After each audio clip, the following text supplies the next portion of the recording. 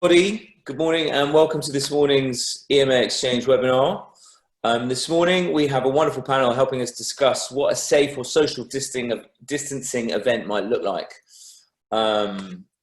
Future planning for the sort of post-COVID or as the lockdown eases those times, hopefully in the not too distant future. I'm not going to speak for too long because we've got lots to talk about and I hope you'll have lots of questions. Just a bit of housekeeping, please feel free to use the chat function and also the Q&A function so we can put questions to our panel. And with that, I'm just going to move straight over to Martin Fullard, event industry champion and editor of Conference News, to take proceedings from here. Thanks, Marty. Thank you, James, and good morning, everybody. Absolutely delighted to be here and joined by quite an expert panel as well. But before I ask them to introduce themselves, just to reiterate what today's session is about, we're going to be looking at what measures are already being put in place by corporate event professionals for the running of safe events. We look at ways to approach this event through safe measures, through social distancing, but to maximise engagement from attendees and to look at the pros and cons of how it all fits together. So I'm going to ask the panel now to introduce themselves, and I'll go clockwise as they appear on the screen in front of me. So Veronica, please introduce yourself to our audience. Good morning, my name is Veronica Sucha and I'm currently the Global Events Lead at the Climate Group, which is a non-for-profit organization working towards reducing greenhouse emissions. And I've been in the industry for about 15 years, previously leading events at Renewable UK, so a lot of in the climate sector, and have done events from large trade exhibitions, big conferences, high-level conferences, so a little bit of everything. Good morning. Thank you. Mark. Good morning, I'm Mark Gill. I've been in the industry now for over 20 years, first of all in agency, and then for the last 8 years at Goldman Sachs in-house. And now for the last 4 years, I've been managing our project management team. And so we cover events across EMEA. Thank you. Chris. I'm Christopher McCarthy, so I'm head of events for Rathbones Investment Management. I've been with Rathbones about 3.5 years, and I've been in the industry about 20 years. And finally, Ed. Morning, everyone. Excuse me, I'm Ed from highspace.com. We're an event booking platform.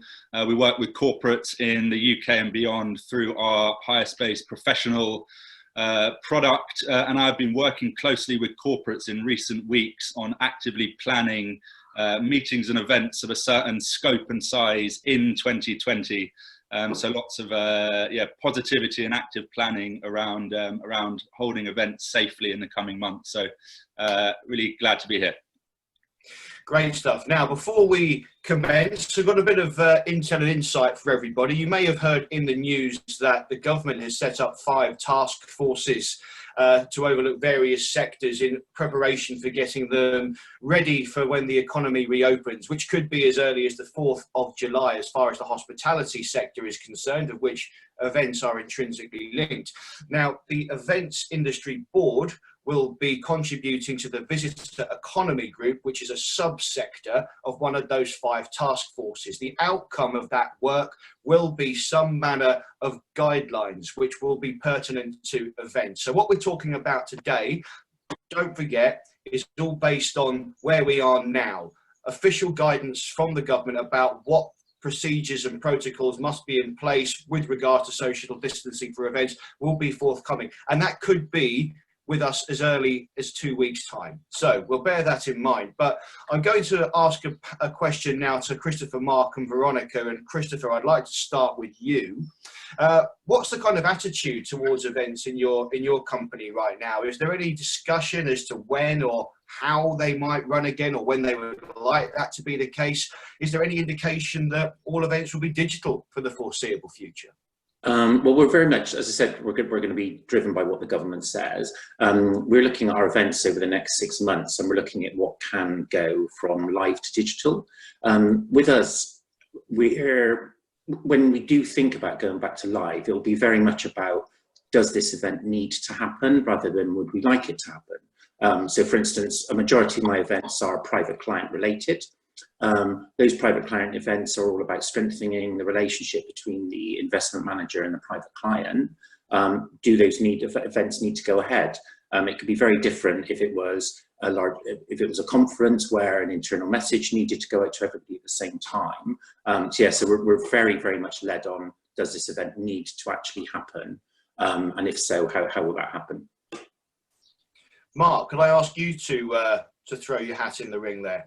Yeah, I think almost the same as Christopher. I think what we're looking at now, in person, probably not before November at the earliest. Everything is being led by the government advice. Probably the glimmer of hope that we've got. I mean, yes, I think there's going to be, is that question of is it going to be virtual if it has to happen at all? The glimmer of hope, we cover the whole of the EMEA region, and some of the European countries are coming out of this sooner than others. So probably not in person in the UK before the end of the year, but you know, maybe in some of the other countries with smaller events. And Veronica? So we're actually planning event in September. So it is our largest set of events, which actually happens in New York City, and there's been the decision taken back in, I think, April, after sort of a long risk management exercise, whether we go ahead or not. So at the moment, we're planning for both digital and physical, because obviously, if possible, we would like it to be as physical as possible. But at the moment, we don't know anything. So we have a lot of scenarios, and the kind of strategy we have at the moment, that we're focusing at the moment as a priority on the content, on the marketing, on the delegate engagement, and those things we know are going to be valid, whether it's digital or physical.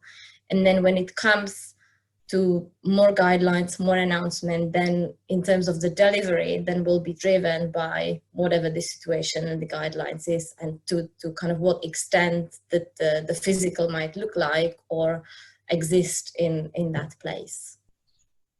Thank you, Veronica. And just a reminder to our audience that, please, if you do have a question for our panel, please pop it in the Q&A section there. You'll find at the bottom of your screen. We can get those questions to the panel towards the end of the session. Ed, I'd like to come to you. Before we can kind of go any further with event planning, we need some manner of hygiene standards. Now, associations like the Hotel Booking Agents Association, the HBAA, you know, they're moving at pace. As are you. So I understand that HireSpace has released a new program of sorts for standards of cleaning and accreditation. Can you tell us a bit more about that? Yeah, absolutely. And I guess just to pick up on the previous question, because we've been consulting extensively with our corporate clients in the last few weeks about their event programs for 2020 and how they're going about them. And what we found is that you know, while there are certain events that work virtually and they're absolutely fine to shift them virtual, and while there are many events that it's feasible to move to 2021, actually there exist many types of events that corporate planners are really actually do need to do sooner rather than later. Particularly, we found internal events, so kind of internal company events, as opposed necessarily to within their own buildings, but you know, training events and strategy events and even recruitment events. These emerge frequently as kind of the themes of events that people did need to organise sooner rather than later. And then also hybrid events. Been talking lots about hybrid events, but how do you actually do a hybrid event in a safe environment? So this came up frequently, and I think what people were really calling out for was a set of guidelines or a framework for holding an event in an environment that would allow planners to go to their attendees, go to their delegates, and say to them with confidence that every reasonable measure had been taken to ensure their safety at that event. And in doing so, have the confidence to actually actively start planning events of a certain size in 2020, Q4, possibly even Q3 for certain types of events. So in response, we have put together an accreditation scheme, which will work both for venues and for corporate planners. So for venues, we will work with the venues to make sure that their spaces are, that every measure has been taken to make those venues safe. So we've split it into 6 key areas to make an event safe. So we're looking at So the 6 areas are delegate and staff screening. We're looking at staff training and policy. We're looking at social distancing. We're looking at PPE, so personal protective equipment. We're looking at sterilisation and cleaning. And then we are looking at hybrid event provision. So just to give a couple of examples of each of those things. So for delegate staff and screening, we will have processes in place for temperature or symptom tracker check on entry. We will have a proof of no contact tracing for 2 weeks via the NHS app. We'll have a declaration of health digitally signed by all, so that attendees have a feeling of safety when they come to that event. Staff training and policy, we're looking at fully paid sick leave for all staff in the event that they were to get ill. We're looking at social distancing adhered to in all of the staff areas, to make sure that delegates have that comfort that the staff are properly trained and have the policies in place that if they are feeling unwell, they won't be involved in that event. For social distancing, we're looking at minimum 4 square meters per person at the moment, no fixed seat within 2 meters of another fixed seat, just to give a couple of examples there. Personal protective equipment, so we're sourcing PPE for venues and suppliers. So delegates required to wear surgical face masks, staff required to wear a fitted respirator mask. And then sterilisation and cleaning I mentioned, so deep clean every 28 days, hand sanitizer readily available, and then hybrid event provision, so all the tech in place to hold those hybrid events. So it feels like quite a kind of a stringent set of measures, but we think that kind of absolutely paramount is that venues and organisers take very seriously the safety of the attendees, and then once you've done that and you can say with reasonable confidence that that every measure's been taken to keep the environment safe, then I think it is more than possible to hold meetings and events of a certain size. And then you get on to the next challenge of making those events kind of enjoyable and enriching. But that's what we're working on. Great. Well, Elvis, I've got a follow-up question for you on that, which I'll come back to you on shortly. But I wanted to bring the other guys back into the conversation. And I'm interested in the views of each of you. So, Christopher, I'm going to start with you again. So, as more or less just said, that social distancing, regardless of what comes out, is likely to be in place for a while, and regardless of whether events are allowed to run before the autumn or not. So I'm curious, with that in theory, how would you approach that? How would you manage that? Where would you even start? And what other considerations would you as an event manager need to take, even just beyond social distancing? Again, like I said, with our events, because everything is about building that relationship between the investment manager and the client on the private client side, it would probably be a case of, whereas before we might have done something where people moved freely, so we had a partnership with Royal Academy of Art where we would take out the summer exhibition, I would probably see it being maybe a larger amount of smaller events. So it could be dinners where it could be easier, where people are sat distances from people, tables can be separated from people. So for me, I am very risk adverse. So it would be a lot more events where we could control where people were sat and how people interacted with each other rather than this free flow around. So I think we'll just look at delivering a larger amount of events, but with a smaller amount of people where we can control how people are sat and they interact with people. Thank you, Christopher. Mark, what's your opinion on this? What considerations would you make beyond just social distancing, and what would be on your mind? Yeah, I mean, the social distancing thing is an issue because I think at the moment, as Christopher touched on, a lot of our events, it's the networking element. That's a huge part of it. That is going to be a problem, and I think that's why we're taking this approach that we will wait until later in the year to see what happens with the regulations and if they get eased to enable to have that networking coming back in. I mean, the other things which I think to keep in mind as part of that registration process, I've heard people talking about can you get people to sign up and say if they've got symptoms. I think you're going to struggle with things like that because you've obviously got data protection. I know there's a track and trace app, but that obviously is something that it's obviously not everyone is going to have that app. I mean, I think you could be sort of moving to a point where you need to have a disclaimer so that it's people have to accept that there may be a risk to attend the event, but then naturally the end client is going to have to make that decision themselves. They're going to have to feel comfortable to go back into that that large scale event before they're going to do that. Yeah, quite absolutely. And I think coronaphobia is something we're all going to have to deal with as well. And I think we'll come on to that later. Veronica, could we have your input, please? Yeah, so for us, because we are going ahead with an event in September, so that's kind of mainly where the focus thinking is going. The question is basically how we best deliver what we need to deliver to keep going with the mission, which is very strong in the organization.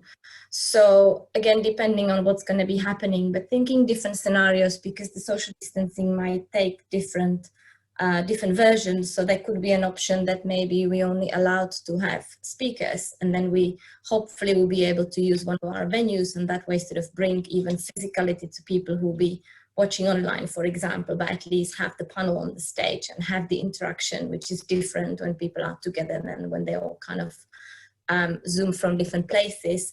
And then sort of taking it step by step, if there is more flexibility for delegates, then obviously that is a priority. And we kind of, we're approaching, for example, our registration and delegate communication in a way that we can flip from one to another and then have a selection of audience which would be able to attend depending on what the numbers are that are allowed. One of the key things at the moment is as well to work together with the venue and keeping sort of regular updates about our plans, their plans, about the situations, because we're also in different countries. So the regulations are different in the US than they are here. So it's quite interesting to also be comparing the way of thinking, how we're talking here in the UK. And then I'm on the phone to the venue in the US, and sometimes they come with the, very different views. So I think a lot of it will be, obviously, safety comes first. There's no question about that. And then depending on what the rules are, and then working very closely with the venue as well, and working out something that is obviously within the guidelines, but also suitable for our event. I think it's going to be a lot of cooperation between different parties while maintaining what we need to adhere to in terms of sort of higher guidelines. And then last thing, but not last actually, I think the delegate communication is really going to be super key. I mean, it's always been key, but I think these days it's going to be even more that we're very clear what Ed was saying, and making sure that people understand what it is, what measures we're taking, what could be the risk they are taking, possibly the decisions they need to make, explaining, and then clear also with the venue where the liabilities are, responsibilities are, making sure there are no holes, there are no gaps, and everything is really covered. So I think communication, which will be a lot more maybe even informal, and is going to be really, really important. Quite so. Now, I think everyone's kind of touched on this so far, but Ed, I'm going to come to you. In short, is there a risk all of this is absolutely going to ruin the live event experience? Is it just going to kill the vibe? So this is the $1 million question, Marty. I think so that I think from the conversation that we've been having, that it's kind of moved on to whether you can do an event, an environment that is taking every possible measure to ensure people's safety, and obviously safety comes first. And the conversation has moved on to how do you make these events enriching and rewarding and fun, and how do you make people want to come to them, because no one wants to put on an event that nobody wants to come to. So interestingly, on this, we did a survey last week where we laid out 4 different event types, and we described them in some detail. They range from a 35-person work event all the way up to a 400-person kind of trade show. And we explained all the measures that would be in place at that event. We tried our best to try and make them a bit fun and engaging. And we asked the survey responders whether they would want to come to that event and whether they'd feel comfortable doing it.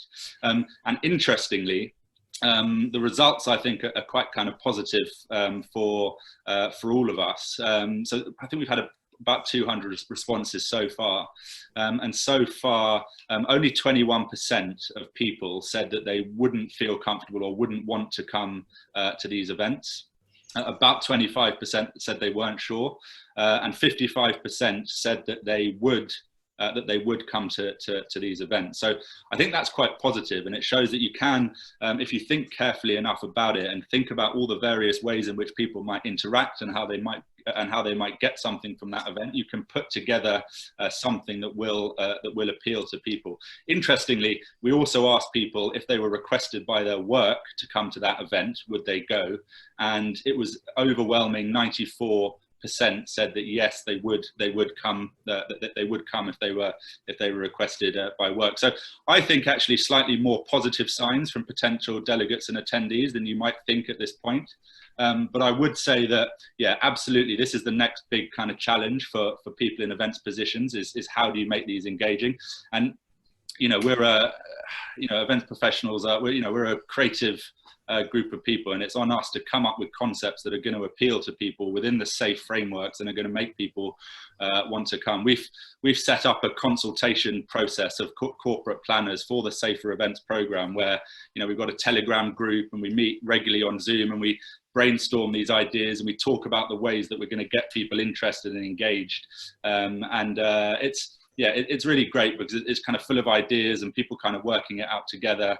I think it's possible. I think we need to be creative. We always have to have safety first and foremost, so you can never compromise on that.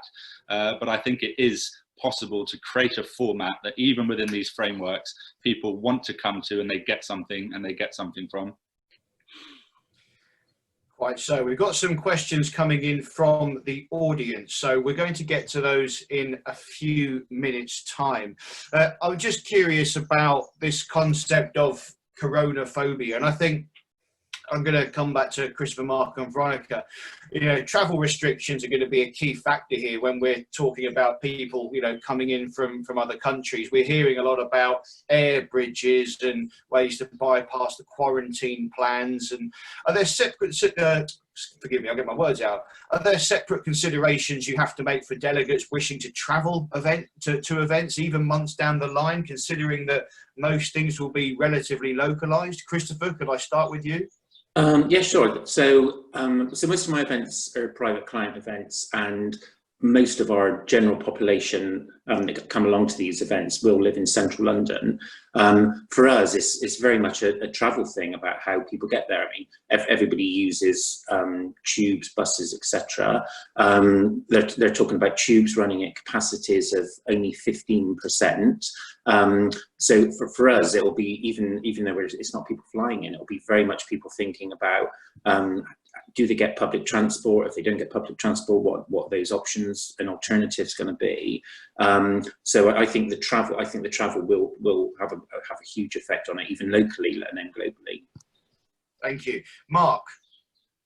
Yeah, I mean, the travel, it's going to be a problem. And I think, when you read things about, 14-day quarantine and all of that, I mean, it's just, that's just not great to kind of hear. I think, that's going to be the problem, that convincing clients that it's not going to be a difficult experience. I mean, why would anybody want to travel if they were going to have to go through all sorts of extra kind of checks and stuff like that to just make it a more complicated process? I mean, one of the kind of the great things in previously has been the ability to jump on a plane, fly in, have the meeting, go to an event, and then leave.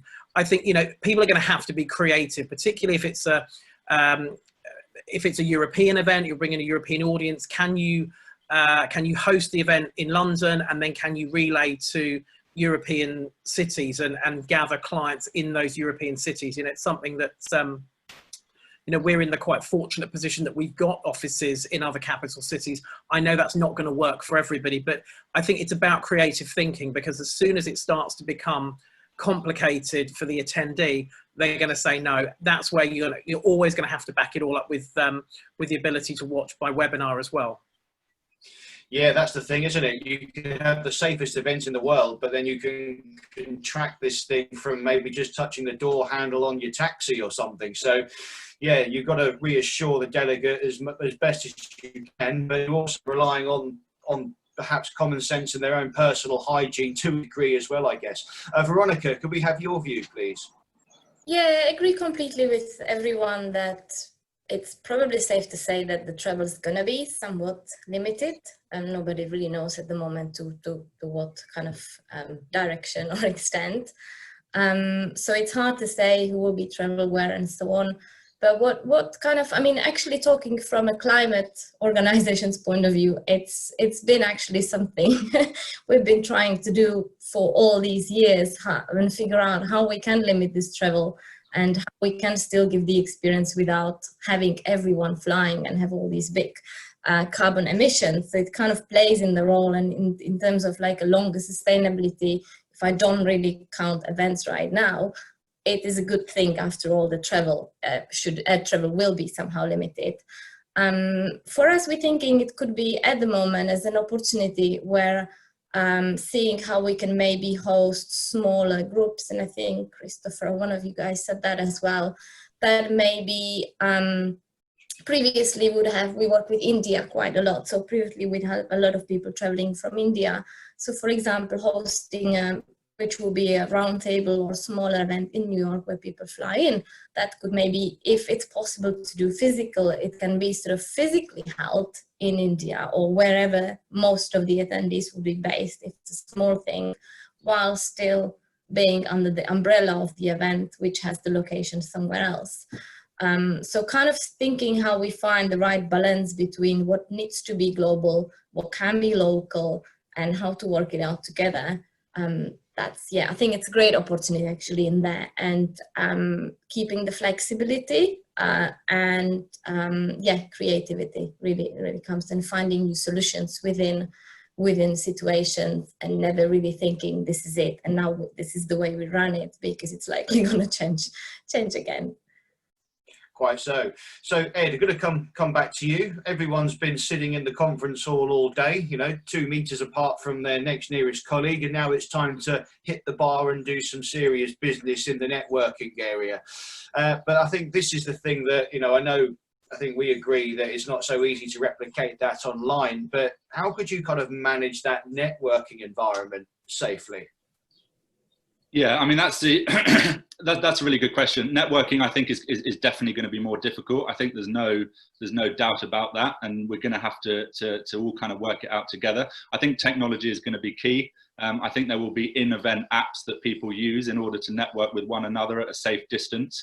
I also think, I think there'll be an element of gamification. I think it's more than possible to be 2 meters apart from someone or a group of people and still to interact with them, verbally and personally. And it's on the organizer to to come up with the framework for doing that. I mean, we had a stab at doing it in our survey. I'm sure we can do a lot better.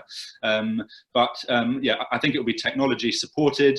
I think there will be an element of matching pre-event.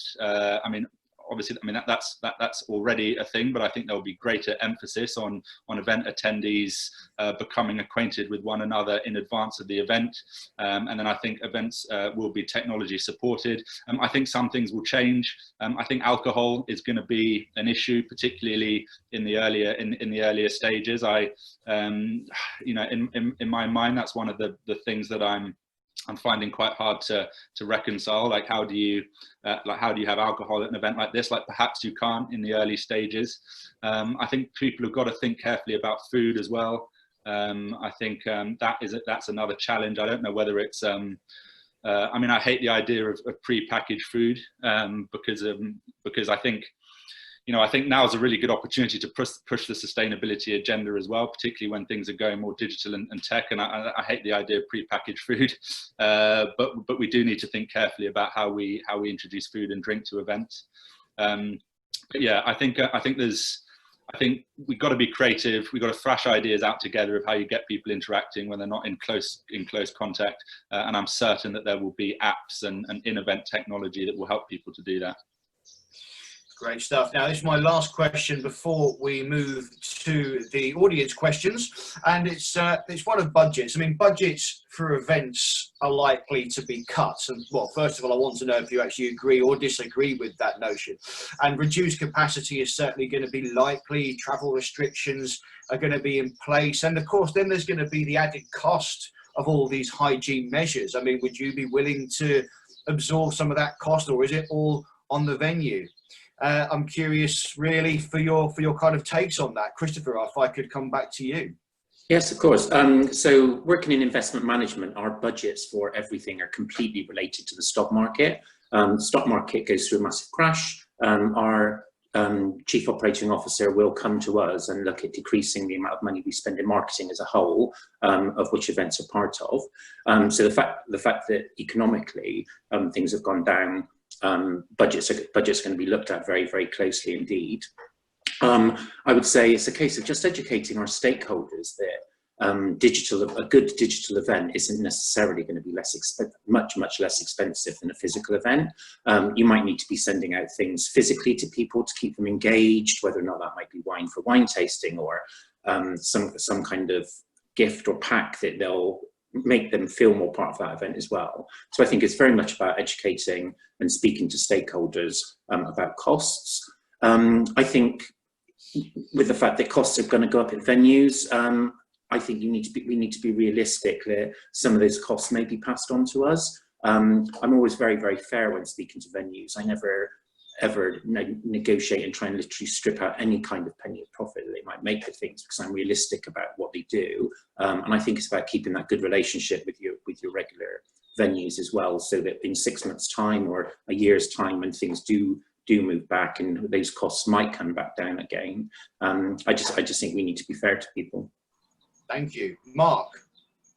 Yeah, I think with the budgets, yes, I mean, we're looking very closely at the events, which events have to happen, which events are not necessary to happen, over the next kind of 2 or 3 months. And there are events that have been taken out of the calendar. I think when it comes to venues, we're finding that a lot of the venues that we work with have been fantastically flexible, and people have they've moved events from year to year, and venues have done that with no problem at all. So I think you've got to remember that everyone is in it together, and I think you're going to get the most your venue if you're supportive, and yes, costs might go up, but if venue costs are going up because of increased measures, it's something that we're just all going to have to take into account, and it is only to make things safer. But yeah, I mean, inevitably, people are looking at spend. So, for us, does the event have to happen? If it doesn't, you can save on that.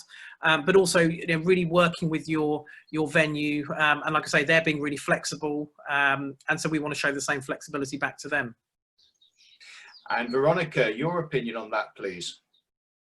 Yes, so budget definitely important for everyone, and especially, maybe not especially, but for everyone. So for us as a non-for-profit organization, obviously it is a key. If our events, for example, the big one we're holding in September is fully funded by sponsorship. So obviously for us was a big way of planning whether sponsorship is still going to be available. But maybe slightly luckily, because a lot of other events in the climate sector have been moved or cancelled, there were not that much left. So actually the community of people who still want to do stuff, who still have a strong mission, is very strong. So at the moment we're feeling quite a lot of support for people who are really keen for us to put up the event, and also people who would be keen to attend. Obviously going forward, it's another question how that's going to work sustainably for longer. One sort of thing I wanted to mention is maybe this, as I think Christopher was saying, that we're in it all together, that maybe comes time for new partnerships, because there's a lot of organization or cities, obviously, who now need to come back to life, who are really keen to do things and who are keen to work with people who also want to do things.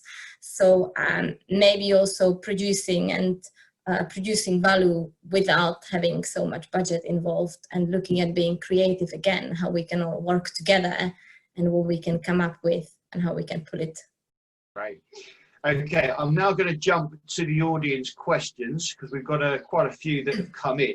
And we've got one here from Jane Scott, and it reads, I'm interested to know if any of the panelists are in conversation with their legal teams regarding holding events, and what is their organisation's liability?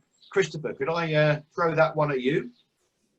Yes, sure. So we're not in conversation with anybody at our end yet, because the thought of returning to live is still for us feels a long way off.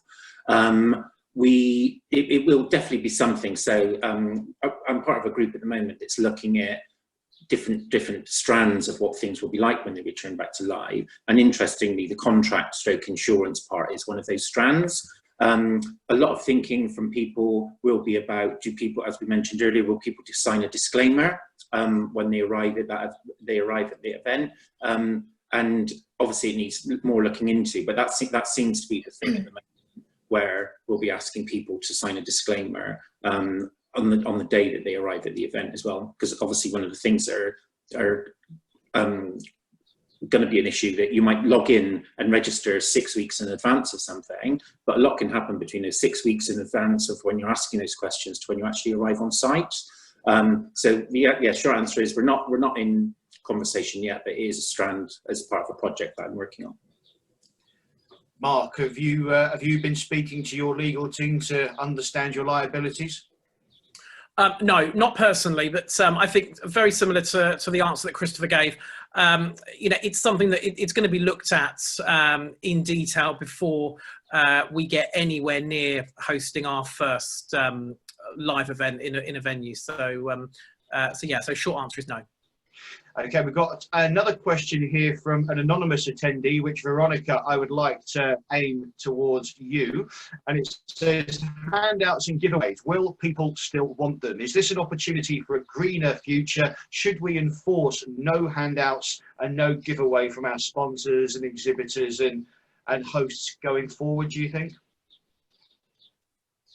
Interesting question. I don't know if it relates to a lot more sort of trade shows and anything. I mean, I would not say strictly yes or no. Obviously, there's always yes to sustainability, and if there are giveaways to be sustainable. If it comes to the hygiene, I cannot comment to it right now. But I think the main thing would be what is the value of the giveaways, and if maybe the kind of the purpose of giving the giveaways is whatever, create a contact. Can we then maybe create a contact different way if we cannot give the giveaways right now?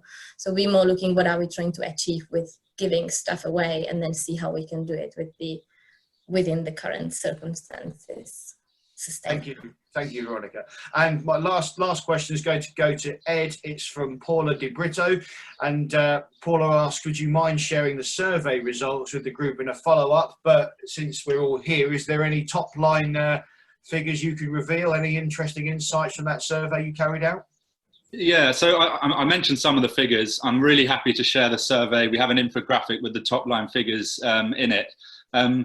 As I say, it's about 21% of people not feeling comfortable at the moment, about 25% don't know, and about 55% said yes. That's across the 4 event types. So the larger the event type, so the 400-person event, the comfort levels were a little bit lower, and then for the smaller events, they were a lot higher. And one really interesting stat that I thought was really interesting is that, because we also asked people whether they would enjoy the event in that format, and when people did enjoy it, so when they said yes, they would enjoy the event, 98% of them said that they would feel comfortable and safe coming to that event within the safer event guidelines that we laid out. So I think that's really positive. It shows that if you think carefully enough about attendee safety and you communicate it properly, and then you make an effort to try and make it engaging in some way, people will come. Within government guidelines, people will come. I think people miss live events. Lots you can do virtually, but people want to get together. And if you can create a framework and paint a picture of that event, people will want to come to it. Thank you, Ed. So I'm just going to quickly wrap up, and what I will say, thank you to our panelists, Veronica, Mark, Christopher and Ed, but I say that the government task force is currently working behind the scenes on constructing some manner of guidance for the events industry. I have it on very good authority from the highest powers in our sector that we could have it within a couple of weeks. So I will make sure I share that with the events community and through the EMA when something becomes apparent. Otherwise, I'm going to hand back to James. Thank you very much. Thanks, Marty. Thank you, everyone. That was a really interesting conversation. And we are, we put together a working group to look at just this safer events for specifically looking at for the corporate market, which we will feed through to members and to the wider industry, so the supply chain gets an idea of what corporates are looking for in terms of a safe event. But we will be reaching out to people like Ed and the Higher Space and other organizations, so we have some joined up thinking. So it's not just EMA guidelines, but it's well informed, that works for everyone. And it's an ongoing piece of work, really, as the government guidelines evolve, so will the guidelines that we start putting together. But anyway, guys, thank you very much. I would just like to say a huge thank you to our EMA commercial partners.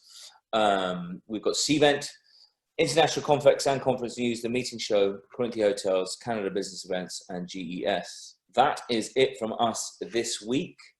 We will be back next week. I'll be sending out information on next week's EMA Exchange Webinar in due course. But thank you, everyone. Thank you to our panelists. Thank you for your time this morning. I hope to see you all soon. Stay safe, stay well, and enjoy the sunshine if you get a chance. Thank you very much.